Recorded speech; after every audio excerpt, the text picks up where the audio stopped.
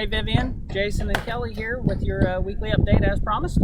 Behind me you can see that framing has begun. Over the next week we will be in framing before we move into the next phase, which will be our mechanical rough end phase. Next week when we get you an update, we'll be able to let you know when those items are scheduled to begin at that point, I'd imagine. But give us a few more days for the framer to work hard, and he'll get your home frame for you. We will keep you updated. If you have any questions, let us know. Hope you're enjoying the videos that keep you posted since you are out in Cali living it up. Thanks, and hopefully you enjoy the laugh there.